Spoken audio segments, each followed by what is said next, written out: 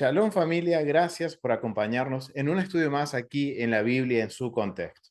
Recuerden que estamos continuando con una serie de estudios que es la introducción a la metodología de estudios. Recuerden que es la metodología que nos ha enseñado nuestro hermano y maestro Rico Cortés y estamos desarrollando cada uno de los temas a un nivel introductorio, a un nivel en que nos va a permitir conocer el vocabulario y identificarlo dentro de las escrituras. Así que vamos a comenzar con nuestro estudio. Permítanme que les comparta la presentación. Así podemos empezar a estudiar. Hoy nos toca la cuarta esfera, que vendría a ser lo que es, en este caso nos vamos a enfocar en lo que es caos y cosmos, familia. Sé que dentro de la metodología continuaba después de lo que era honor y vergüenza, nueva creación. Pero aquí es una cuestión porque en lo personal a mí me ayudó mucho poder entender los términos de caos y cosmos para recién redefinir o definir lo que es una nueva creación. Entonces, hoy nos vamos a enfocar en lo que es el caos y el cosmos en la Biblia, pero nos vamos a enfocar también en el Nuevo Testamento. Así como lo hicimos con honor y vergüenza, lo vamos a hacer con caos y cosmos. También vamos a ver este vocabulario, a identificarlo dentro de las escrituras del primer siglo. Entonces, recordemos, esta es la metodología de estudio que estamos usando, es la metodología de nuestro hermano Rico Cortés. Ya hemos cubierto convenios, justicia y bondad, hemos cubierto lo que es honor y vergüenza, familia. Ahora vamos a continuar con caos y orden. Vamos a saltearnos nueva creación. ¿Por qué? Porque considero que es muy esencial y necesario, familia, que definamos estos términos. Yo sé que hemos estado hablando en las últimas porciones sobre el caos y el cosmos, por eso nos vamos a enfocar también en el Nuevo Testamento. Pero me gustaría, antes de entrar al Nuevo Testamento, que podamos poner una base de lo que es el caos y el cosmos, cuál es la esencia, cuál es, digamos, el principio o más que nada, a qué se refieren estos dos términos, que si bien son términos griegos, pero son términos que vamos a ver que se van a implementar en toda la Biblia. Obviamente que en la época del Antiguo Testamento, como lo conocemos, no está el vocabulario tal cual como lo vamos a ver como el tema, caos y cosmos o caos y orden. Entonces, familias, vamos a hacer lo siguiente. Vamos a poner una base, vamos a enfocarnos y vamos a poner una base con respecto a definir estos términos, cómo era el concepto en el antiguo Medio Oriente, para a partir de ahí tener una noción de lo que podría haber comprendido el público o la audiencia del primer siglo cuando escuchaba, por ejemplo, a Yeshua hablar de estos términos. Y vamos a descubrir también cuándo Yeshua hablaba en estos términos de caos y orden. Bien, familia. Entonces, vamos a poner una base sobre estos términos que les invito también, familia, a que vayan y vean los estudios que hemos hecho de Génesis, la introducción, y Éxodo, la introducción, en donde profundizamos aún más sobre este tema, ¿no? Pero aquí vamos a hacer como un pequeño repaso para poner la base y que esto nos ayude a entender lo que una audiencia del primer siglo podía comprender. Y recuerden este precepto, este principio que usamos siempre, que nos ha enseñado nuestro hermano Rico, que viene de John Walton, que dice que la Biblia fue escrita para nosotros, pero no fue dirigida a nosotros, familia. No somos la audiencia original que vamos a recibir el mensaje. Entonces, es necesario que comprendamos el contexto y que podamos entender qué es lo que podía llegar a comprender una persona, por ejemplo, del primer siglo cuando escuchaba a Joshua. Entonces, por eso es esencial que pongamos esta base y a partir de aquí vamos a empezar a ver este término en el Nuevo Testamento o los escritos del primer siglo. Entonces, vamos a definir lo que es el tema del caos y el cosmos. Es un tema bíblico, es un tema que se encuentra en la Biblia desde Génesis a Apocalipsis, lo vamos a ver. Y en sí, la esencia de este término de caos y cosmos o el tema general es la realeza de Dios, el reinado venidero de Dios. O sea, está hablando de quién es Dios y cómo va a hacer su nuevo reinado. También es un subconjunto de historias bíblicas que se incluye la creación, la caída, la redención y una nueva creación. ¿Ven, familia, por qué quiero empezar por aquí antes de hablar del tema nueva creación? Porque esto nos va a ayudar a entender un patrón que hay en la Biblia, que es una creación, como empieza en Génesis 1, después hay una caída y vemos que ese mismo patrón se va a estar repitiendo en toda la historia de Israel hasta la actualidad, en donde eso nos incluye a nosotros. Bien, vamos a ver también que está dentro de este término caos y cosmos lo que es la redención, y esto da lugar a una nueva creación, que esto lo vamos a definir en la próxima clase. En el diccionario íntegro de Webster nos ofrece una buena definición sobre lo que es el caos. El caos viene a ser este término que es un término griego, representa la infinidad del espacio o materia sin forma, que se supone que procedió a la existencia del universo ordenado. Y esto nos tiene que hacer memoria un poco a Génesis capítulo 1, porque justamente usa estos vocabularios en donde dice que la tierra estaba desordenada y vacía. Y el Eterno empezó a ¿qué? A poner orden a través de su hablar.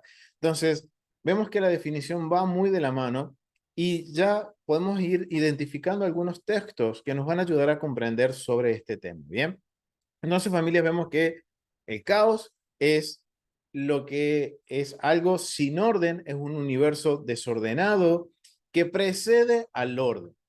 También Webster nos da una definición viable de lo que es cosmos, el mundo o universo considerado como un sistema ordenado y armonioso, familia.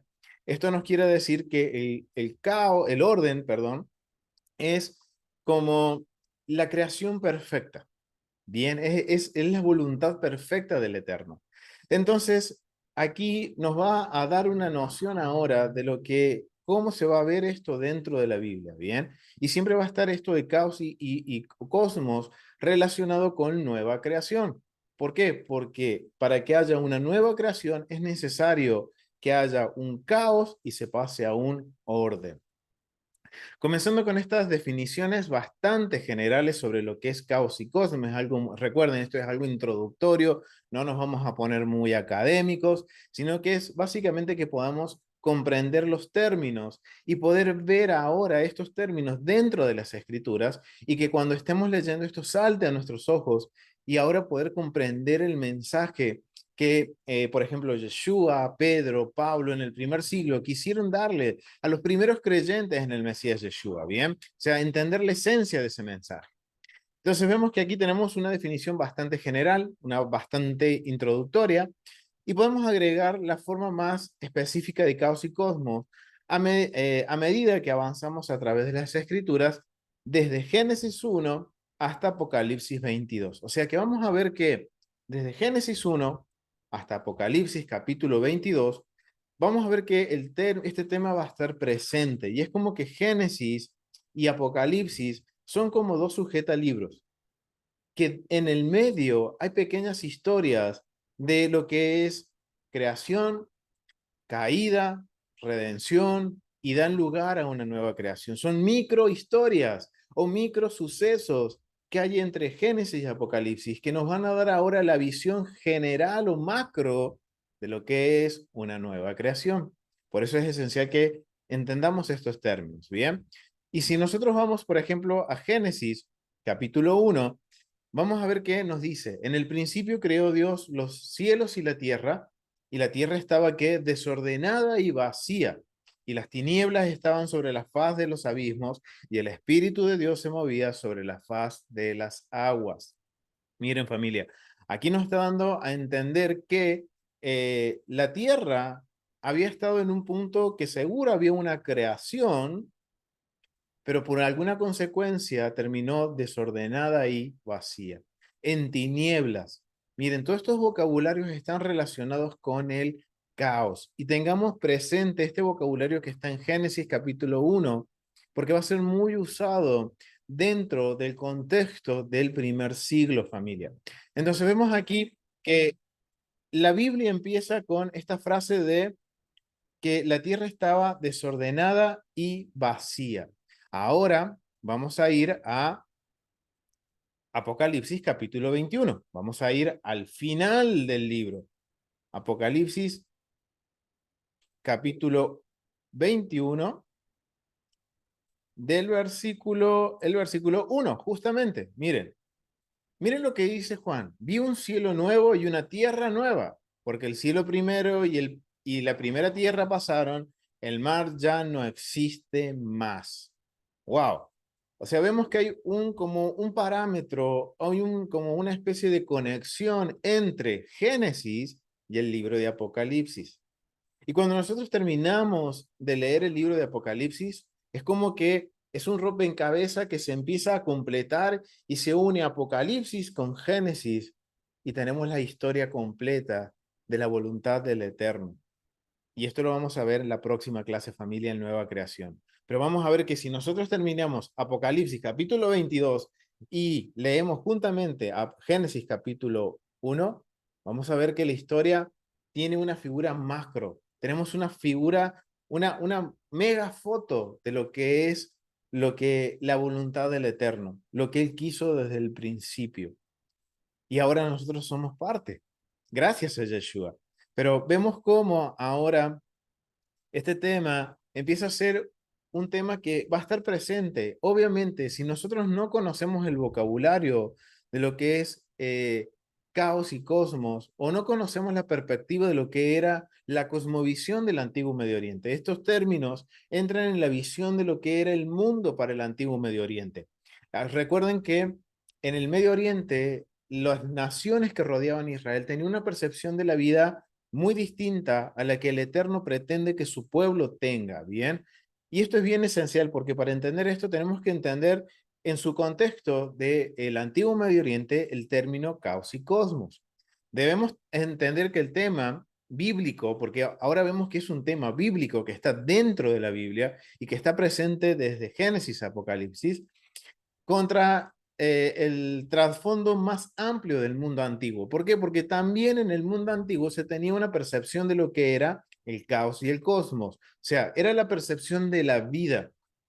Era como el mundo antiguo percibía que lo que sucedía bueno y malo. O sea, era como la visión de lo que sucedía en el mundo, familia.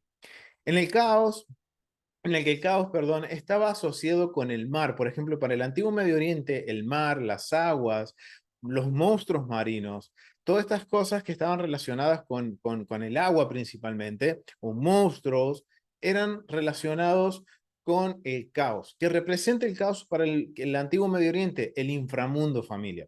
Para ellos era el inframundo, el caos, ¿bien? Y todas estas cosas los representaba. Pero acá hay una gran diferencia con Israel. Israel compartió, obviamente, vamos a ver que Israel comparte con sus vecinos del cercano oriente esta cosmovisión del universo de tres pisos. O sea, en el antiguo Medio Oriente se percibía el mundo dividido en tres esferas. Tenemos una esfera superior que era el cielo, una intermedia que era la tierra como la que conocemos, que eso representa el ámbito en donde la humanidad vive, y había una tercera esfera que era el inframundo, de donde provenía todo el caos, lo malo, familia. Entonces vemos que Israel tiene una percepción similar.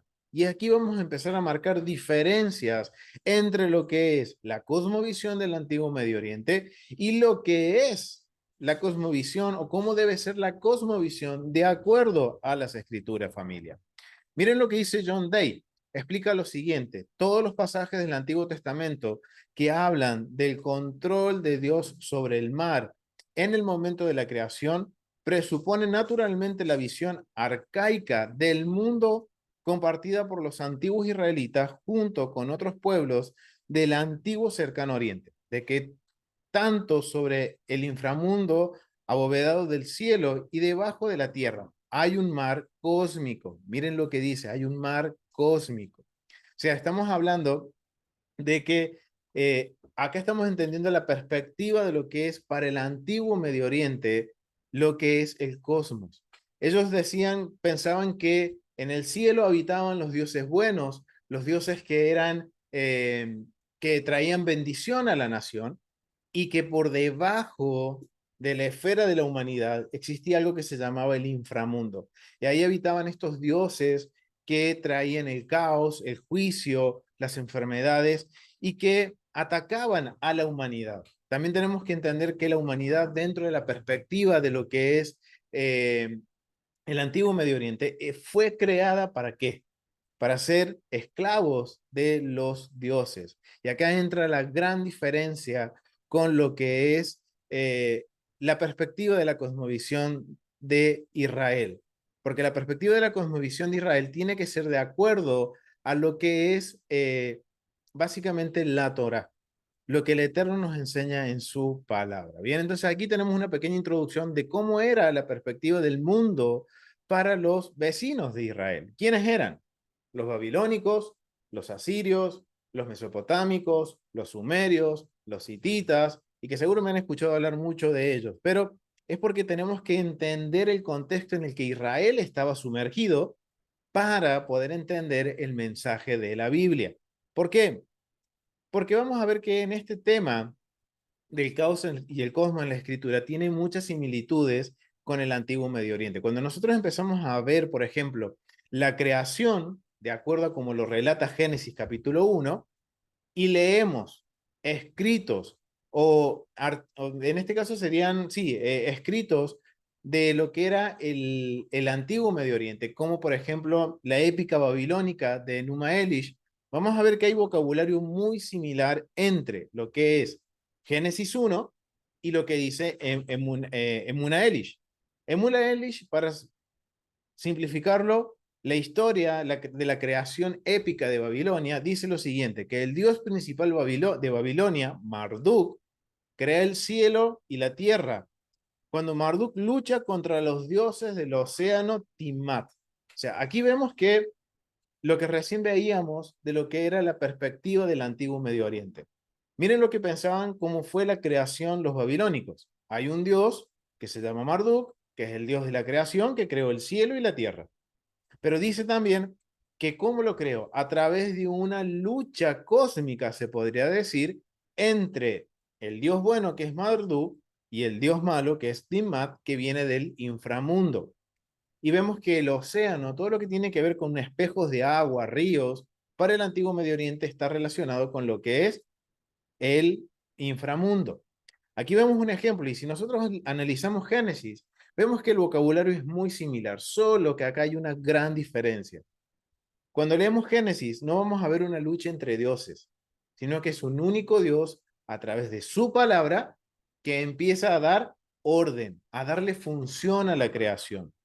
Vamos a ver otra historia también. En la literatura cananea, de la antigua cananea, que esto es también babilónico, pero ya más enfocándonos a la época de bronce, más cerca de lo que fue el reinado de Nabucodonosor. En esa época es la literatura cananea, ¿bien? Aquí también se encuentra un mito sobre los dioses de la tormenta que lucha con el dios del mar. O sea, siempre vemos que en la antigüedad era una disputa titánica entre un dios bueno y un dios malo. El dios bueno, representado por el cielo, la luna, el sol, pero tenemos un dios malo que está representado por los monstruos marinos, por el mar, y acá vemos en la historia cananea que existe esta lucha, que dice el dios de la tormenta, que obviamente es un dios bueno para los cananeos porque trae la lluvia, la fertilidad, que era Baal, y el dios del mar, que es el dios del caos, el dios del inframundo, que era Yam, que este término es muy parecido a mar en hebreo, ¿bien? Y esto es bien interesante porque ahora cuando nosotros tenemos estos vocabularios y vemos la perspectiva del antiguo Medio Oriente con respecto a la Biblia, vamos a ver que los autores bíblicos, para ser comprendidos, usan un vocabulario semejante.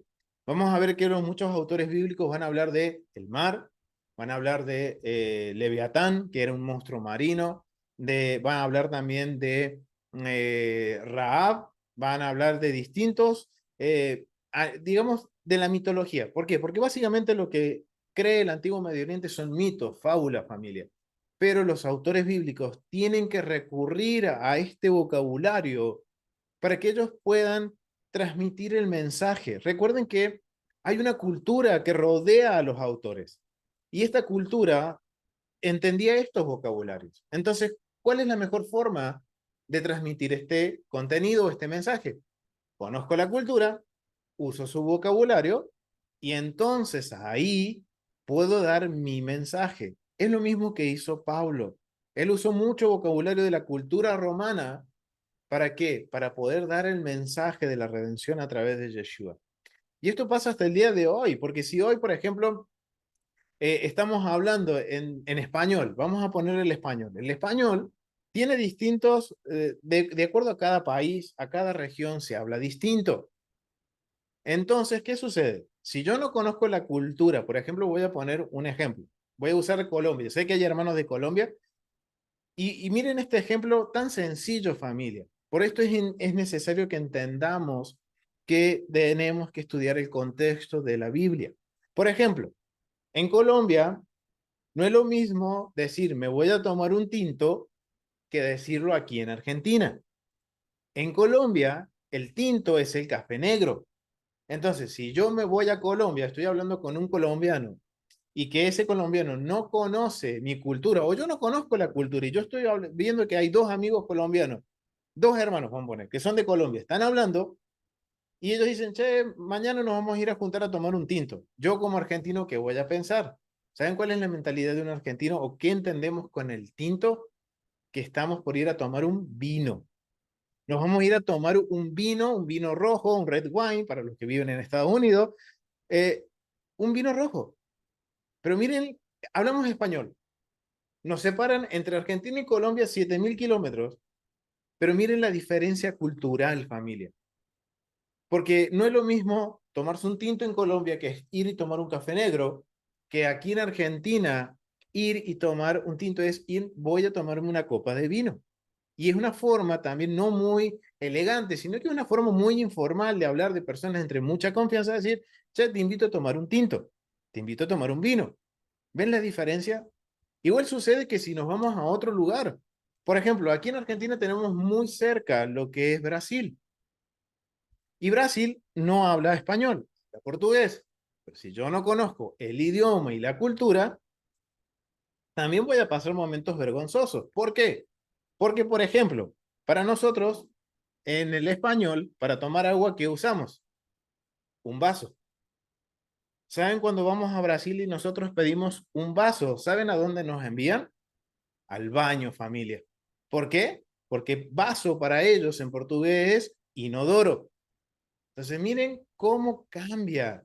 O les voy a poner otra un poquito más jocosa. En Brasil hay una palabra que significa borrachería. Si yo les pregunto a ustedes, familia, y si quieren responder en el chat, respondan. ¿Qué ustedes entienden por borrachería? ¿Qué entienden? Acá tenemos familia que nos visita desde Salta. Le damos la bienvenida a Virginia y a Leo que nos están visitando desde Salta. Se han hecho un viaje para visitarnos gracias al Eterno y están aquí con nosotros en la clase. Por eso me van a ver que miro hacia allá porque están ellos enfrente mío. Entonces, ¿qué les pregunto? Si una borrachería, y uno diría, es un pub, es un bar, un lugar donde se va a tomar. Pero ¿saben qué significa en portugués borrachería? Es una gomería, un lugar donde se reparan neumáticos. En Colombia sería como un montallanta. ¿Ven? Mi esposa es colombiana, por eso uso muchos ejemplos, porque miren, eso ha sido entre nosotros una diferencia cultural y que estamos aprendiendo, ¿no? Pero bueno, ven como en cada país, en Colombia es montallanta, en Argentina un lugar donde se reparan neumáticos es la gomería y para un brasilero es la borrachería. Pero miren la percepción que tenemos nosotros en el español. Es un lugar como decir, bueno, me voy a tomar un trago y no es eso, familia. Entonces, ven lo importante que es conocer el vocabulario y la cultura, y es lo que estoy hablándoles de aquí, cerquita nuestro. Imagínense ahora que nosotros queremos interpretar una cultura que está del otro lado del mar, que una cultura encima que sucedió hace 1500 años atrás, y querer interpretarlo de acuerdo a nuestra cultura. Entonces, vemos que sucede algo similar con los autores bíblicos. Ellos tuvieron que usar este vocabulario conocido por las culturas para traer su mensaje. Y ellos muchas veces, obviamente, recurrieron a esto porque ¿cuáles eran las culturas que se conocían hasta ese momento? La babilónica, la cananea y la egipcia. Y obviamente, Cuando leemos la Biblia es necesario que los escuchemos en su contexto, que indaguemos en la historia del antiguo cercano oriente. Y sé que por ahí va a sonar que yo siempre estoy con esto, familia, es porque es necesario. No somos la audiencia original. Nosotros vivimos siglos más adelante, del otro lado del mundo, en donde las cosas no son lo mismo para nosotros que para el Medio Oriente hasta el día de hoy, familia. Entonces vamos a continuar. Entonces ahí vemos también la importancia de estudiar el contexto. Los elementos, miren, que se usan son elementos que son mitos. O sea, si ahora empezamos a analizar lo que creían en el antiguo Medio Oriente eran mitos, que los usaban los autores para embellecer el punto, para intentar hacer que la audiencia pueda como dimensionarse el mensaje que quería dar, por ejemplo, un profeta. Vamos a ver que los profetas van a hablar mucho del mar, van a hablar de Leviatán, de Rahab, se usa mucho, hasta en los mismos salmos. Pero esto tiene un propósito, familia, para que la audiencia original tenga una dimensión. ¿Por qué? Porque obviamente Israel no era la única civilización en el mundo en ese momento, había otras civilizaciones. Y recordemos, si estudiamos la historia de Israel, Israel muchas veces se sincretizó con las culturas alrededor. Hemos estudiado el libro de Éxodo en los primeros capítulos. Cuando Israel sale de Egipto, ¿qué hace el Eterno? Tiene que limpiar la mentalidad de su pueblo con las plagas, y recordemos que las tres primeras plagas afectaron a Israel. Y esto nos da a entender que Israel se había sincretizado con Egipto. Entonces, estos ataques a los dioses de Egipto también fue un mensaje para Israel. Entonces, ahí vemos el por qué se usa todo este vocabulario y por qué recurren los autores de la Biblia a usar este vocabulario. En lugar de buscar similitudes, y esto es algo que tenemos que enfocarnos, familia, y por esto lo tengo marcado en rojo, porque muchas veces podemos nosotros desviarnos y empezar a buscar similitudes para decir, no, la Biblia no fue escrita por Dios o no fue inspirada por Dios, familia. Entendamos que hay una cultura, entendamos que hay un mensaje que los autores tenían que dar y es de acuerdo a la cultura que se conocía en ese momento. Entonces, no nos enfoquemos en buscar similitudes, sino que enfoquémonos en qué, en notar las diferencias. Porque cuando ahora sabemos el vocabulario, vamos a empezar a ver que hay grandes diferencias. Y vamos a leer, por ejemplo, si leemos en Uma Elish, la creación para los babilónicos es muy distinta a lo que dice Génesis capítulo 1, 2 y 3.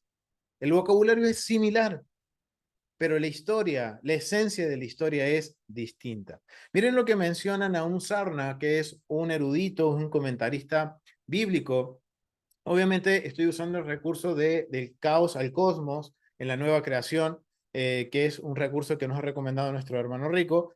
Y ahí menciona a Nahum Serna. Nahum Serna es un comentarista bíblico. Y miren lo que él menciona y es especialista en este tema del caos y orden.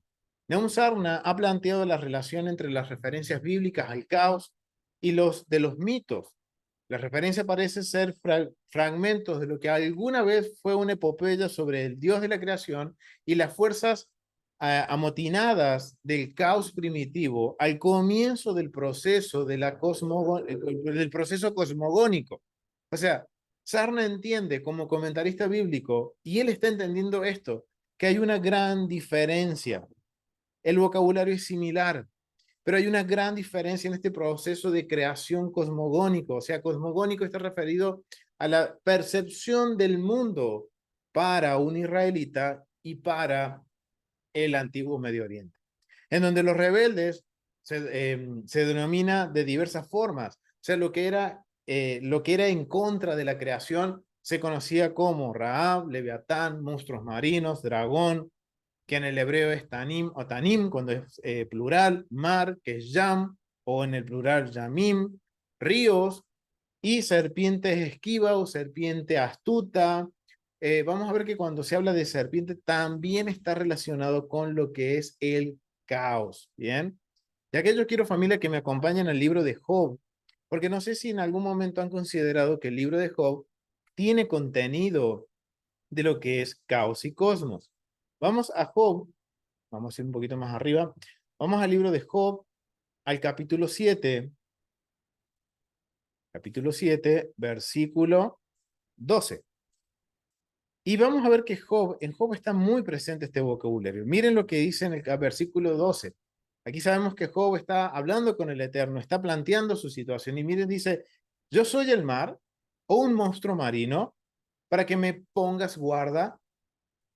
Familia, este vocabulario nos está enseñando, ya ahora que tenemos el conocimiento, está hablando de que la historia de Job está relacionada con la cosmovisión del antiguo Medio Oriente. Y es nosotros necesario que entendamos esto, porque no es la primera vez que Job va a usar este vocabulario. También lo vamos a ver en el capítulo 9, versículo 13, en donde dice, Dios no volverá atrás su ira. Y debajo de él, miren, debajo de él. Y esto, ahora que nosotros tenemos la percepción de lo que digamos, en la cultura de Job, en el tiempo de Job, ¿qué es lo que se pensaba del mundo? En donde habían dioses buenos y por debajo de esos dioses buenos se encontraban los dioses del inframundo. Pero miren lo que dice Job, Dios no volverá atrás su ira y debajo de él se abaten los que ayudan a los soberbios. O sea, está hablando de que todo está sujeto. Lo que el mundo antiguo decía el inframundo, para Job todo estaba sujeto al mismo Dios, al Dios de Abraham, de Isaac y Jacob. ¿Qué es lo que nos enseña Génesis? Génesis nos dice lo siguiente, que Génesis dice que Dios creó todo. Creó los cielos, creó los mares, creó las aguas, creó los monstruos marinos, creó todo. Y él dijo que era bueno. Y también nos dicen las escrituras que no hay Dios más que Él. En Deuteronomio nos enseña eso, que dice, yo soy el único Dios, no hay nadie más debajo de mí. Y miren de dónde podemos hacer una conexión. Con Job está haciendo la misma aclaración, familia. Vamos al capítulo 26 de Job, a los versículos 12 y 13. Miren lo que dice. Él agita el mar con su poder. O sea, ¿quién es el que agita el mar? Y esto es algo que sucedía en el antiguo Medio Oriente. Cuando el mar se ponía revoltoso, ¿qué sucede? Ellos decían, viene juicio del inframundo. Y miren lo que dice Job. ¿Quién agita el mar? Viene hablando de Dios. Dice, Él agita el mar con su poder y con su entendimiento hiere la arrogancia suya. O sea, aquí Job nos está dando a entender que él sabe a qué se está hablando cuando dice el mar. Él no está hablando del mar como lo conocemos nosotros literalmente. Él está usando un principio del antiguo Medio Oriente. Entonces está diciendo, ¿quién agita el mar con su poder? ¿Quién agita el caos? ¿Es quién? El Eterno.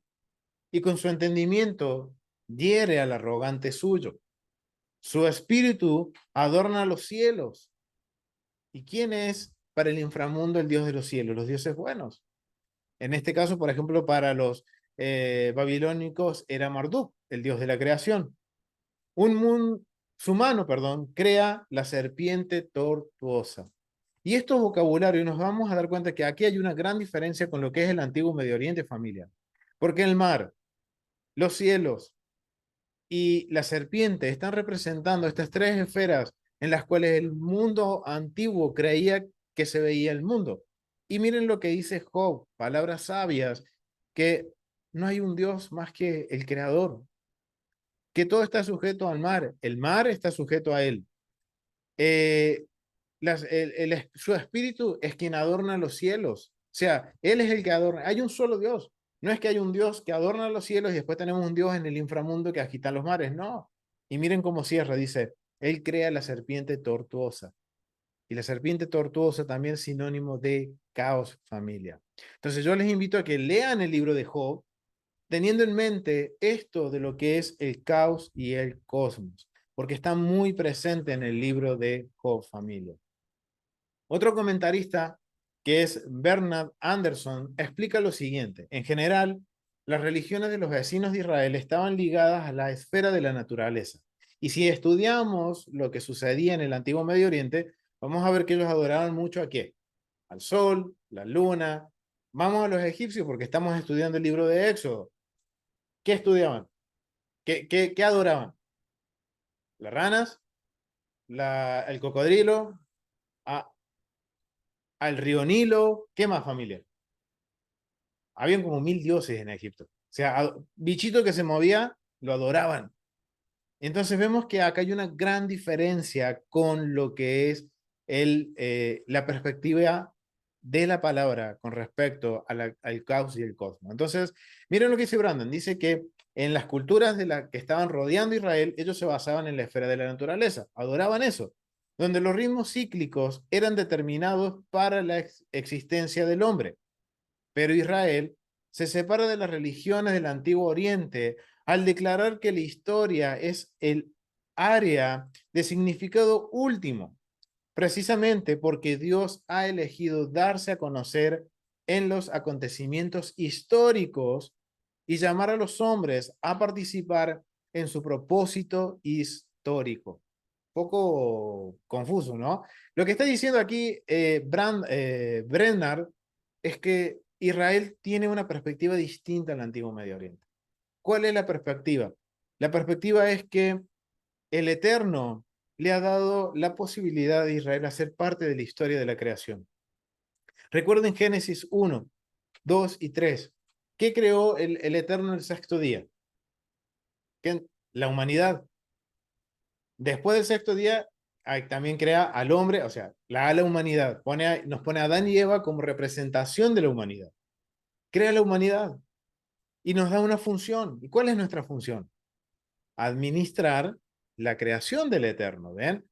Y esa es la perspectiva de la cosmovisión de Israel, no del Antiguo Medio Oriente, de Israel. Esa es la perspectiva que debemos tener nosotros, porque el Eterno nos ha dado este privilegio de conocer su voluntad, que son sus mandamientos. ¿Saben cuál es la gran diferencia con el Antiguo Medio Oriente? En los dioses del Antiguo Medio Oriente no se daban a conocer a su pueblo, solamente podían hablar con ellos los reyes y los sacerdotes, nada más. En cambio, Israel es la única nación en el antiguo Medio Oriente que hace un proceso contracultural y que solamente su pueblo, todo el pueblo de Israel, conoce la voluntad del Padre. ¿Por qué? ¿Qué sucede en el antiguo Medio Oriente? Ellos creían que la humanidad fue creada para ser siervos de los dioses. Éramos creados para el antiguo Medio Oriente nosotros para ser los esclavos de los dioses. Pero miren este proceso contracultural en donde hay una gran diferencia. Y esto nos enseña a tener en cuenta este vocabulario y lo que nos decía, lo que recién leíamos, de que tenemos que hacer una separación y no enfocarnos en las similitudes, sino que en las grandes diferencias que hay. Sí vamos a ver que el vocabulario es similar, pero la esencia y el fin de la historia es totalmente distinto a lo que creía el antiguo Medio Oriente. También Brenner dice lo siguiente: Israel rompió con el paganismo. Miren lo que hizo un comentarista bíblico.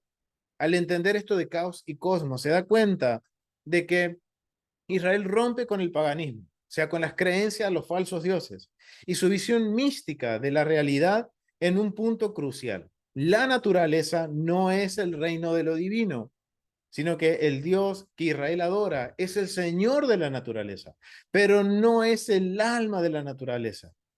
El sentido de Israel de la trascendencia de Dios resulta en, y esto familia, quiero que lo tengamos presente mientras veamos este contenido de Caos y Cosmos en el Nuevo Testamento. La emancipación del pensamiento del mito. La función de Israel es separar el mito de lo que es la realidad. Israel vino a ser como ese proceso, esa nación que fue en contra de la cultura y destruyó los mitos. Es más, ese es nuestro deber, familia. Destruir los mitos de las falsas creencias, destruir los mitos. Y eso es algo que no solo es ir y al vecino a destruirle los mitos, no me refiero a eso, familia. Me refiero a los mitos que hay dentro de nosotros, en nuestra forma de percibir el mundo, la cosmovisión que hay dentro de nosotros. Y esto yo sé, familia, que va a ser un proceso porque no éramos, digamos, no teníamos el conocimiento de que esto existía. Y aparte, ahora esto nos va a desafiar, familia. Por eso yo esto lo marqué en rojo, porque en nuestra mente tenemos que siempre estar dividiendo el mito de la realidad. de lo que las escrituras nos enseñan. Y ahora sabemos que en las escrituras, tanto en el Antiguo Testamento como lo conocemos, y en los escritos del primer siglo, se va a usar frases o vocabulario con respecto al mito de lo que creían las naciones.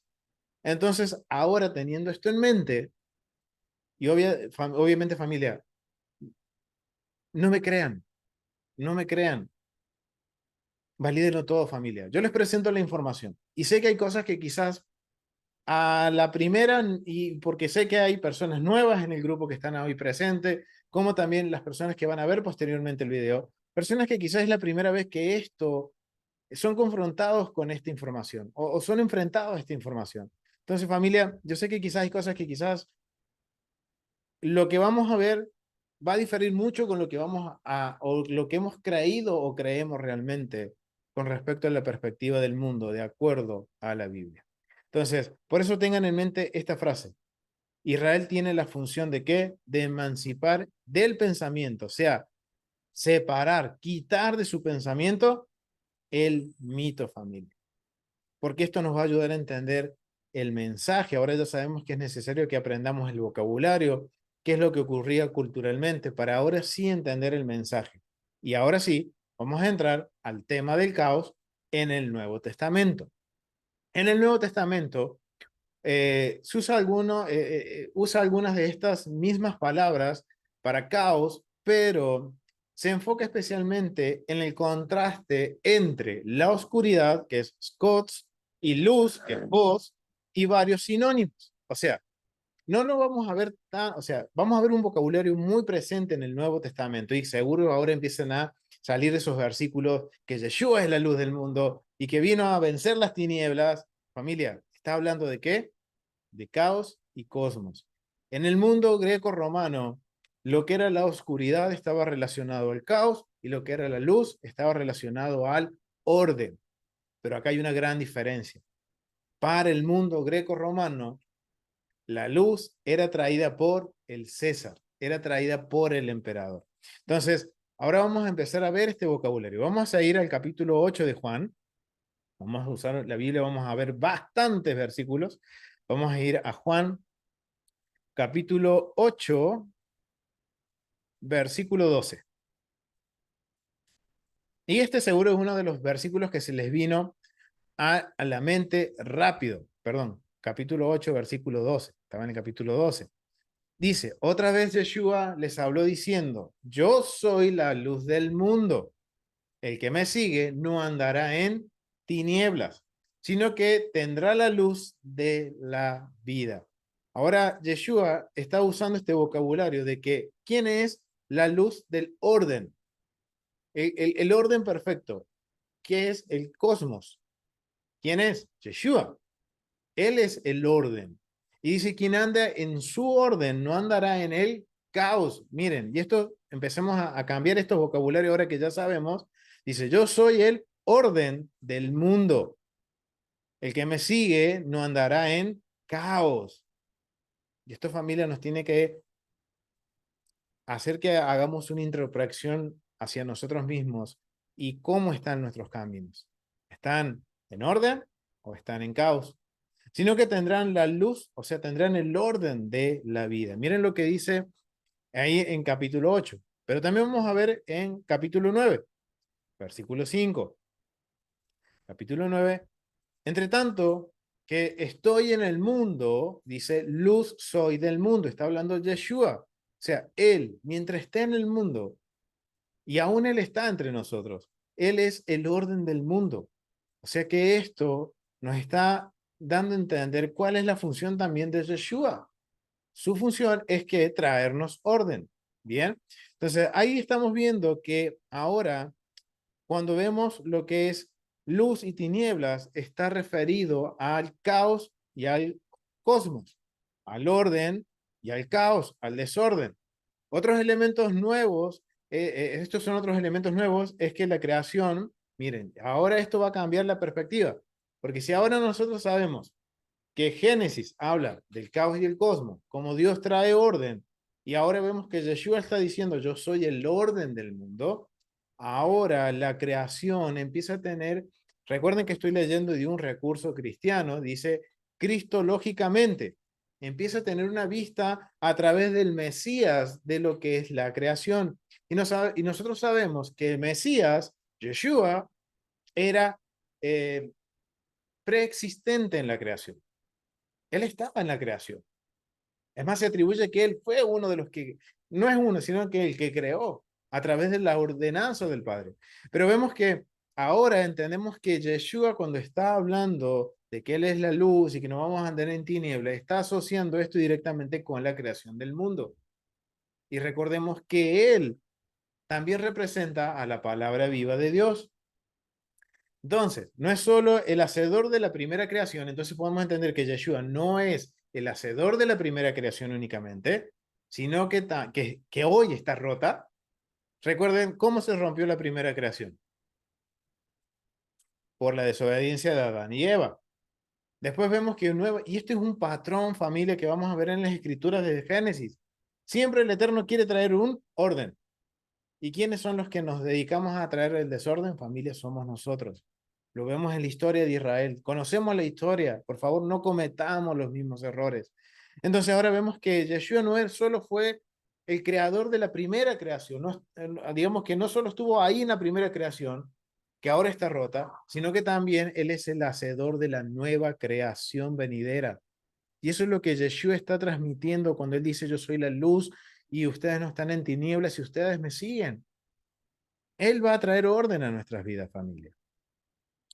Vamos a ver que el caos y el cosmos también está relacionado en el Evangelio de Yeshua, en la palabra de Dios, y es el gran creador.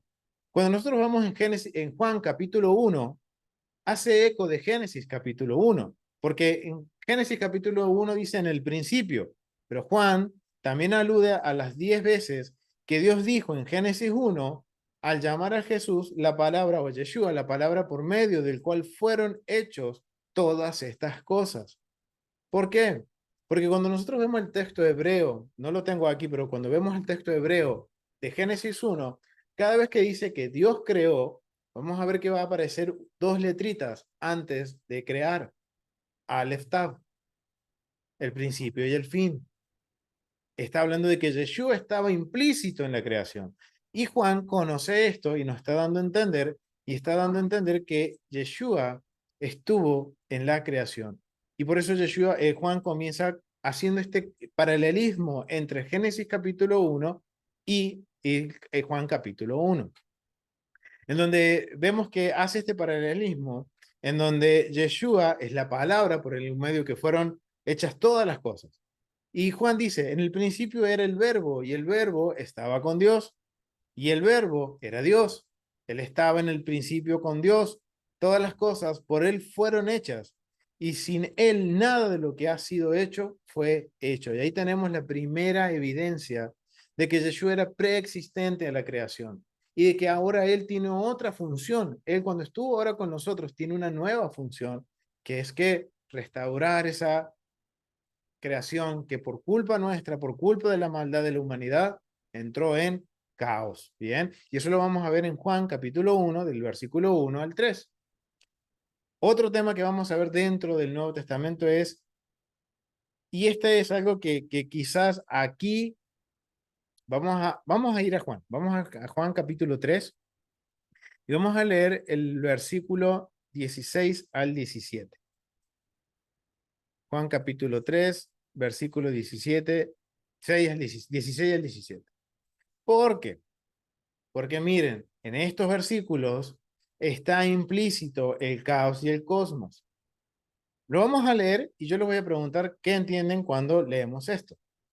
Porque de tal manera amó Dios el mundo que ha dado a su Hijo unigénito, para que todo aquel que en él crea no se pierda, mas todos tengan vida eterna. Porque no vino Dios perdón, porque no envió Dios a su hijo al mundo para condenar al mundo, sino para que el mundo sea salvo por él. Miren familia, en el español, cuando nosotros leemos mundo, ¿a qué nos hacemos referencia? A lo que conocemos como mundo, al globo terráqueo. Pero recuerden que caos y cosmos son términos griegos. Entonces, miren, vamos a ir a donde dice aquí mundo. Mundo, vamos a hacer el estudio de la palabra aquí. Mundo es la palabra, a ver qué me está cargando. Acá está. Cosmos. O sea, ¿qué es lo que amó el Eterno? Por el cual el Eterno envía a su Hijo único. Miren, caos, orden, mundo. O sea que cuando nosotros ahora leemos Juan capítulo 3, versículo 16 y versículo 17, no está hablando del mundo que nosotros conocemos. Él está hablando de la creación, de Génesis capítulo 1, que es el orden perfecto. O sea, ¿qué amó Dios? ¿Amó el mundo? Sí, nos ama, familia, pero aquí lo que está dando el mensaje es que por esa fidelidad a su creación primitiva, a su primera creación, al amar Dios su primer creación, que es el orden perfecto, Él tiene que enviar a su Hijo. Y es lo que recién mencionábamos, la función nueva de que ahora tiene Yeshua, de restaurar esta nueva creación. Por eso es conocido como el último Adam Yeshua, ¿bien? Entonces vamos a ver que aquí en Juan capítulo 3, del versículo 17, está hablando de que, como les vengo, le dice, Dios dice, porque de tal manera amó Dios al mundo, es la palabra cosmos, que es el mundo ordenado que Dios creó en el principio. Por eso lo envió, porque Dios está viendo más allá de lo que nosotros vemos. Y Él está viendo su perfecta voluntad y porque el Eterno quiere que poder restaurar y que tengamos la bendición de volver al Edén, Él tiene que enviar a su Hijo. Porque Él ama a ese orden perfecto que Él creó al principio, que dio a su Hijo unigénito, para que todo el que crea en Él no se pierda, sino que tenga vida eterna. Porque Dios no envió a su Hijo al mundo, otra vez, al cosmos, para condenar al mundo, al cosmos, sino para qué? Para que el mundo, el cosmos, sea salvo por Él. Y aquí vemos el término salvación, el término salvo no es algo individual o personal, sino que ahora es que comunal, es algo que el Eterno quiere que todos podamos llegar a la salvación. Ahora sí, depende de nosotros, familia. Ahí. Jesús, perdón, Jesús es soberano sobre Yeshua, es soberano sobre el mar caótico.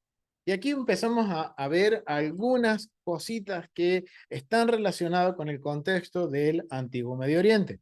Vamos a Marcos capítulo 6, versículo 48. Marcos capítulo 6, 48, 52. 48, 52. Y aquí ahora vamos a ver, y ahora que ya tenemos el conocimiento de lo que representa el mar, lo que representa para el antiguo Medio Oriente, recuerden que para Roma significaba igual, porque cuando estudiamos el Imperio Romano, vamos a ver que Roma sí sincretiza con todas las religiones habidas por haber de las naciones que ellos conquistan. Entonces ellos empiezan a qué? A mezclar. Por ejemplo, en primer siglo estaba muy presente dentro de la mentalidad romana la perspectiva del mundo, de la cosmovisión de los helenistas, de los griegos, que también empieza a influir dentro del judaísmo del primer siglo. Por eso vamos a ver que algunas ramas del judaísmo tienden a irse por los mitos y fábulas y fantasías de los griegos, ¿bien? De los helenistas. Obviamente no es el común, pero hay una pequeña línea que sigue esta rama de los mitos, ¿bien? Y también esto lo vamos a ver dentro del sistema religioso del otro campamento y del cual salimos, familia. Y eso es por eso que yo les marqué ese verso. Tenemos que hacer una emancipación, una separación del mito de lo que es la realidad del mensaje. Entonces vamos a leer lo que dice versículo, capítulo 6, Marcos capítulo 6, del versículo 48 en adelante. Y viéndolo remar con gran fatiga, porque el viento les era contrario, cerca de la cuarta vigilia de la noche, esto es entre las 3 y 6 de las mañanas aproximadamente, vino a ellos andando sobre el mar y quería adelantárselos. Viéndolo ellos andar sobre el mar, sobre el mar, pensaron que era un fantasma y gritaron. Ahora entendemos por qué ellos creyeron que era un fantasma. ¿Por qué? Algo que camina sobre el mar. La perspectiva del antiguo Medio Oriente y primer siglo. El mar era algo representación de qué? Del inframundo, de los dioses malos. Entonces, ahora ven a Yeshua caminando. Entonces, ahora entendemos cuál era la perspectiva que tenían sus discípulos en la barca. ¿Por qué ellos piensan que era un fantasma? Porque ellos estaban, camina sobre las aguas, es algo que viene del inframundo. ¿Y qué sucede? Veamos lo que sucede. Dice, porque todos le veían y se turbaron, miren, se turbaron, o sea, ellos conocen, ellos, es algo físico que ellos están viendo, que está representando que hay algo en el agua que tiene poder sobre el mar, y recuerden que el mar era ¿qué? Caos, familia, era la representación del caos. Pero enseguida habló con ellos y les dijo, tened ánimo, soy yo, no temáis. Y subió a ellos en la barca y se calmó el viento y ellos se asombraron en gran manera y se maravillaron, porque aún no habían entendido lo de los panes por cuanto estaban endurecidos sus corazones. O sea, miren la situación de los discípulos. Antes el Mesías había hecho un milagro con los panes, no lo entendieron. Ahora ellos van en la barca, ellos seguramente en sus mentes van luchando con sus pensamientos de que el caos no los deja avanzar, el viento no los deja avanzar, y ahora ven a Yeshua caminar por las aguas, y ellos se maravillan porque ahora entienden ese mensaje, entienden que Yeshua tiene el poder sobre el caos. ¿Qué es lo que nos enseña Génesis? ¿Quién tiene el poder sobre la creación? El Eterno. ¿Ven? Entonces miren cómo ahora vamos entendiendo, de acuerdo a las espejuelos, a los lentes del antiguo Medio Oriente, vamos entendiendo el mensaje que va dando Yeshua a través de sus actos, a través de los milagros que él está haciendo, familia. Entonces ahí vemos un precedente en donde Yeshua tiene la soberanía sobre el mar caótico. Recuerden que el caos era representado por el mar. Pero miren lo que dice él, dice yo soy. Yeshua se identifica como el yo soy, ego eimi en el griego. Las mismas palabras con las que Dios se identifica en Éxodo capítulo 3, versículo 14. Yo soy el que soy antes de salvar a Israel a través del mar. O sea, miren la conexión, miren ahora lo que ahora entiendo por qué se maravillaron los discípulos. Porque Yeshua está diciendo, primero, yo tengo el control sobre el caos. Segundo, esto es seguro lo que se les vino cuando él les dice, yo soy. A un buen hebreo, con solo citarle una frase del versículo, ya entiende el contexto completo. Familia, eso significa debemos estudiar. Entonces vemos que ahora entiendo lo que pueden entender ahora los discípulos. Ahora ellos están haciendo una conexión con este milagro, con el milagro de Éxodo, cuando el Eterno libra a Israel a través del mar rojo, del mar de Suf. El caminar de Jesús sobre el mar es una clara señal de que que él es el soberano sobre el mar, que él es el Dios soberano, o sea, él tiene la soberanía.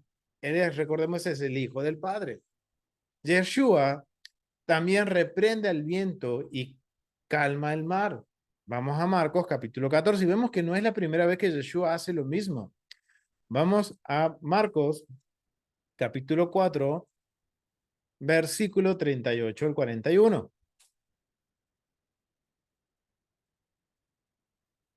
38 al 41 dice, y él estaba en la popa. Acá está en otra circunstancia. Él estaba en la popa del barco, de la embarcación, durmiendo sobre su cabeza, y le despertaron y le dijeron, Maestro, ¿no tienes cuidado que perecemos? Y levantándose, reprendió el viento y le dijo al mar, calla y enmudece. Y cesó el viento y se hizo gran bonanza. Y les dijo, ¿por qué estáis así amedrentados? ¿Cómo no tenéis fe? Entonces temieron con gran temor y se decían el uno al otro, ¿quién es este que aún el viento y el mar le obedecen? Buena pregunta, ¿no? ¿Quién es Yeshua? ¿Por qué el viento y el mar le obedecen? Y recién leímos lo que él es quien tiene el poder o él es soberano sobre el mar. Pero esto no está hablando de que son solamente milagros, sino que estos milagros están trayendo un mensaje que va contra la cultura del primer siglo, contra la cultura del antiguo Medio Oriente, en donde está dejando claro que Yeshua, nuestro Mesías, él es quien tiene el poder sobre todo esto, que se asimilaba como mitológicamente como el caos. Bien, ahora la pregunta que ellos hacen es válida. ¿Quién es Yeshua? Es algo que nos tenemos que preguntar. Entonces, al responder esta pregunta vamos a ver que Yeshua es quien puede convertir el caos en un cosmos ordenado. Es la nueva función que ahora tiene Yeshua cuando está entre nosotros. Él ahora tiene esta función y es por eso que lo que ellos percibían como el caos, el viento y el mar, se sujetan a Yeshua, obedecen a Yeshua. ¿Por qué? Porque su función es una forma a microescala de demostrarles a sus discípulos y a nosotros a través de la Escritura cuál es su función. Él es de restaurar ese orden perfecto como en el principio. La palabra reprensión también se usa en el Salmo 106, versículo 9. Reprendió el mar rojo y se secó y lo llevó por el profundo como por un desierto. O sea, vemos que Yeshua en todo momento está haciendo conexiones a través no solo de lo que él dice, sino con lo que hace. Está haciendo conexiones con Génesis, está haciendo conexiones con Éxodo. Y esto es lo que hay en la mentalidad de los discípulos en el primer siglo. Entonces, ¿quién es este Yeshua? Él es quien puede reprender el mar y salvar a su pueblo. Miren estas conexiones ahora que estamos comprendiendo el contexto y el vocabulario. Vemos ahora que Yeshua, su función es mucho más importante. Ahora debemos valorarlo mucho más, porque es solamente a través de Yeshua que su pueblo puede ser salvo, familia. El poder de Yeshua sana a los enfermos. Esto también tiene que ver con caos y cosmos y no tiene que ver con ninguna cosa rara. Miren lo que dice.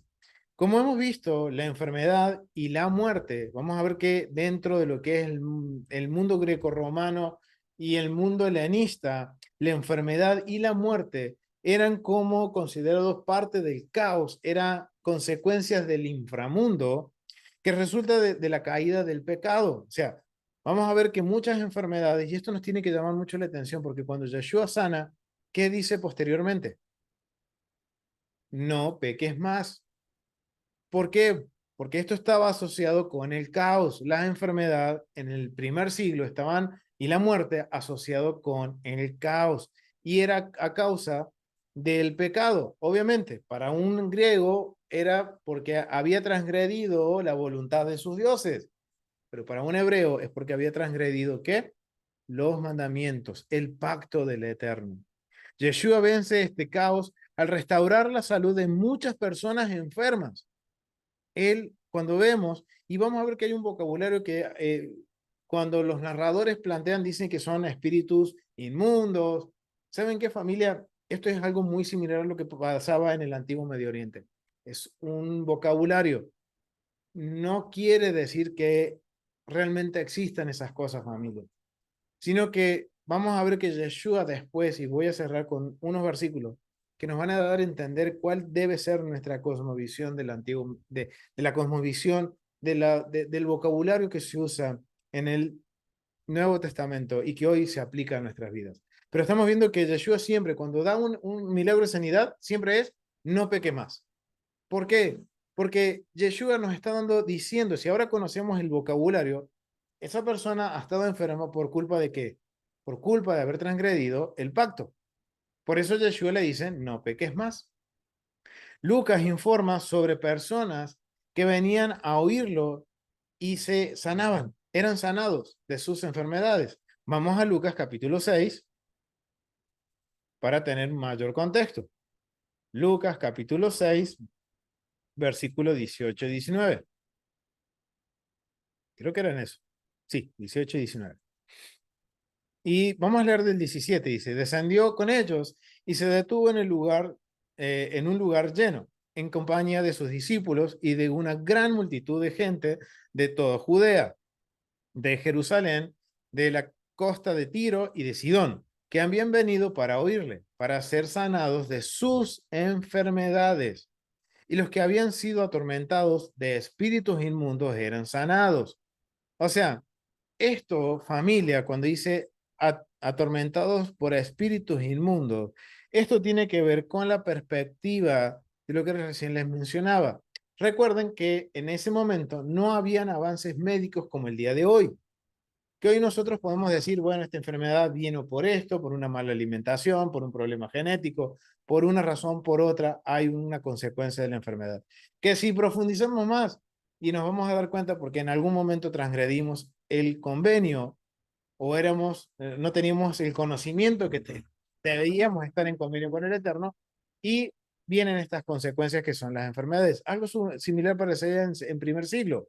En primer siglo, como no se tenía explicación de las enfermedades, se atribuían a qué? A espíritus. Entonces, se decía que esa persona, si estaba enferma, es porque había un espíritu del inframundo atormentándola. Y Yeshua, ¿qué hace? Sanándola. Pero siempre recalca, nunca, no vuelvas a pecar. Y toda la gente procuraba tocarlo, porque podía salir de él y sanaba, perdón, porque poder salía de él y sanaba a todos. Y esto es, recuerden, no somos la audiencia original, familia. Tenemos que pensar, imagínense una persona enferma. Vamos a poner el ejemplo, la mujer enferma del flujo de sangre. Hoy podemos saber el por qué puede tener esa mujer ese problema con su periodo. Hoy médicamente lo sabemos, pero imagínense en esa época que no se sabía. ¿Y saben lo que pensaban?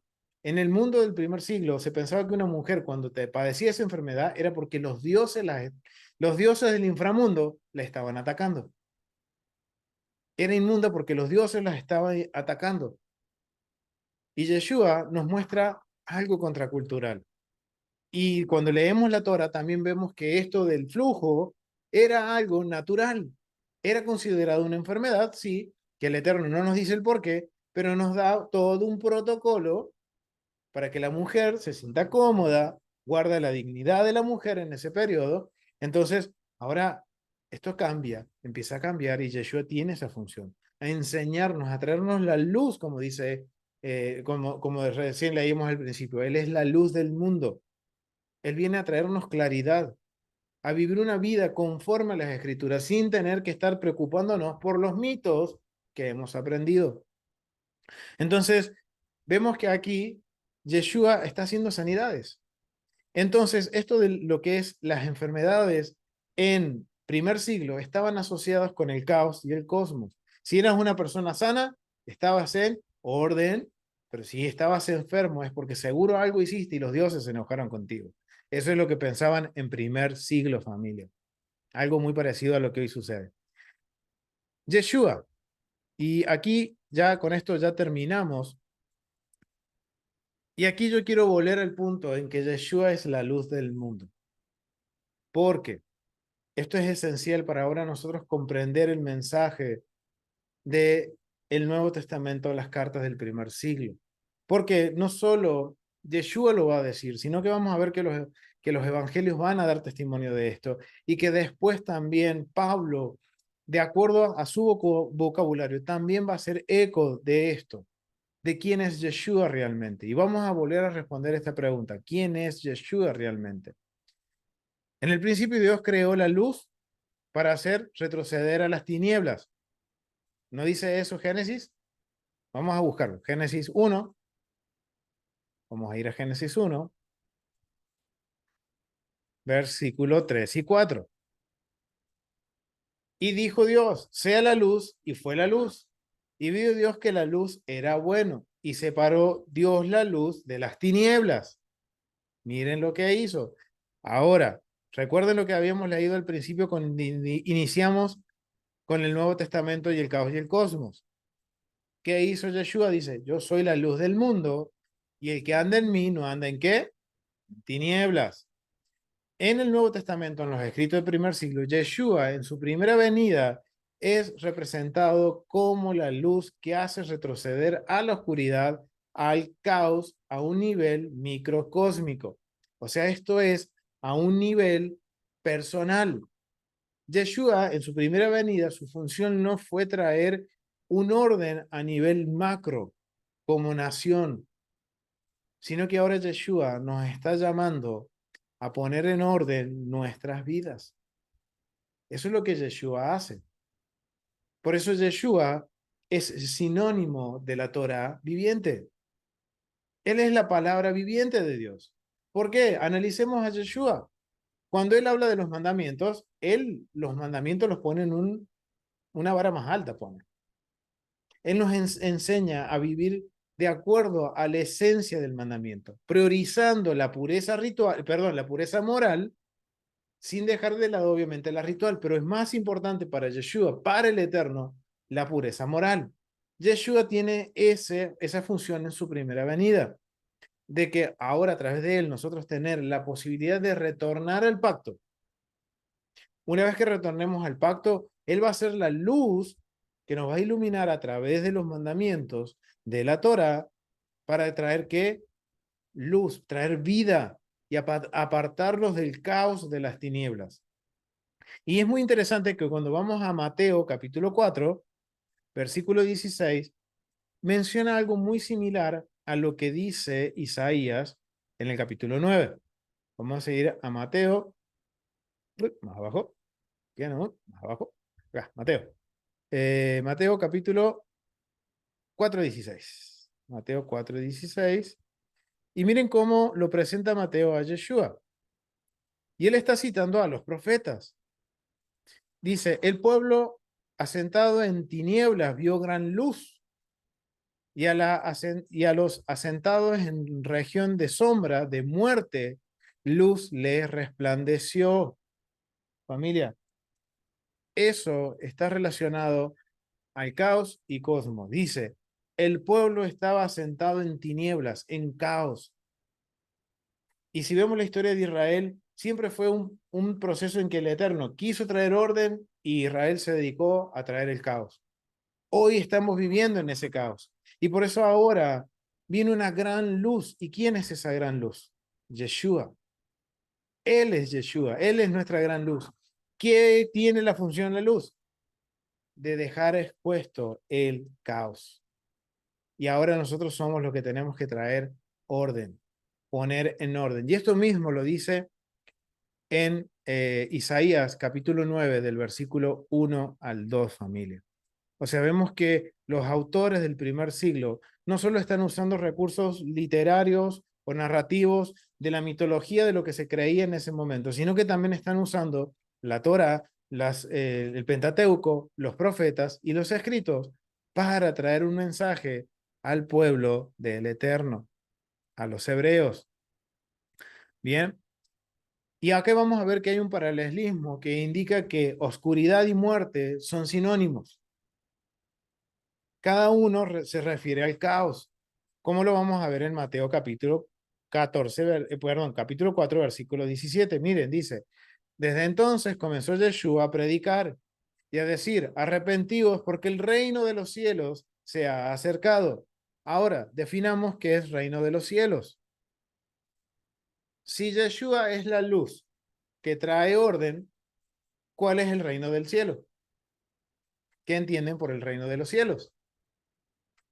Es la creación original.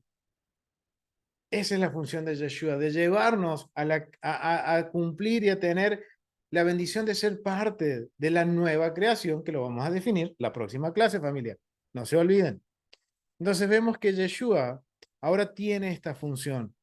Y cuando él habla del reino de los cielos, él está haciendo, y Mateo está haciendo una relación de que el reino de los cielos es el cosmos perfecto del eterno. Es retornar al Edén, retornar a la voluntad perfecta del eterno. Y esa es la función de Yeshua. Y para finalizar, acá hay varios versículos que después yo quiero que los invito a que puedan leerlos, pero me quiero centrar en Juan capítulo 3. para cerrar. Juan capítulo 3, versículo 19 al 21.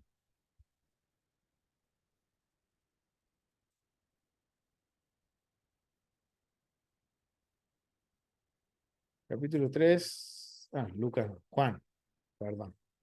Juan, capítulo 3, del 19 al 21.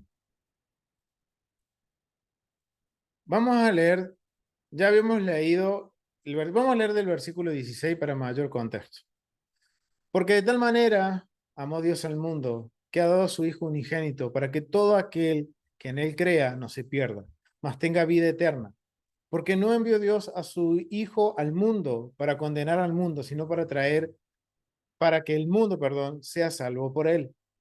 En el que él cree no se condena, no es condenado, pero en el que no cree, pero el que no cree ya ha sido condenado, porque no ha creído en el nombre del unigénito Hijo de Dios.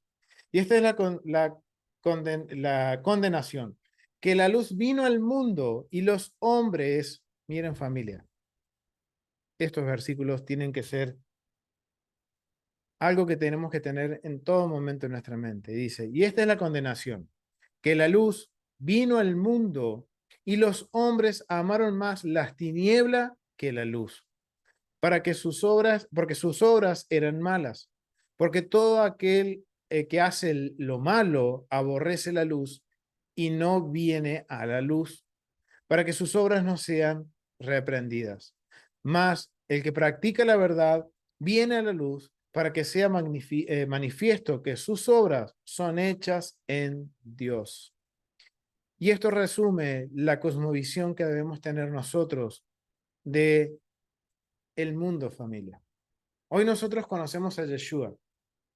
Tenemos a Yeshua, hemos conocido a Yeshua y tenemos la luz del mundo, familia. Y la luz del mundo tiene esta función. Yeshua tiene esta función, que a través de los mandamientos es la única forma que nosotros vamos a darnos cuenta el caos que hay en nuestras vidas, familia. El caos que hay en nuestro interior. Esto no es para juzgar a otros, sino que es para que nos juzguemos a nosotros mismos.